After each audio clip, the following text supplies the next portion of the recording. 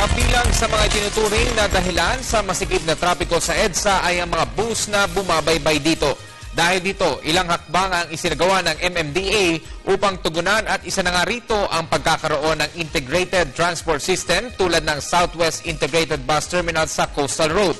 Paano nga ba ito makakatulong upang mapaluwag ang trapiko sa EDSA? Alamin natin sa ulat ni Sam Ramirez.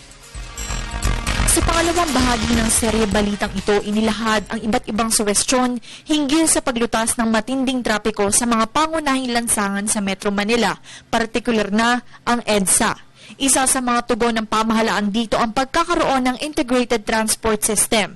Kasama sa programa ang pagpapagawa ng mga interim provincial terminals sa mga bungad o entrance ng Metro Manila upang maiwasan ng pumasok ang mga provincial buses sa Metro Manila. Kabilang na dyan ang pagbubukas ng Southwest Integrated Bus Terminal sa Coastal Road noong nakaraang buwan.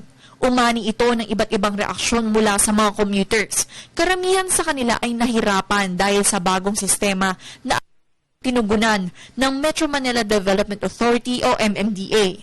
Para sa commuter na si Jessica Reyes ay mas ligtas ang pagkakaroon ng ganitong terminal. Dati kasi sa Baclaran, maraming holdapan. So ngayon, I guess mas safe na siya ngayon.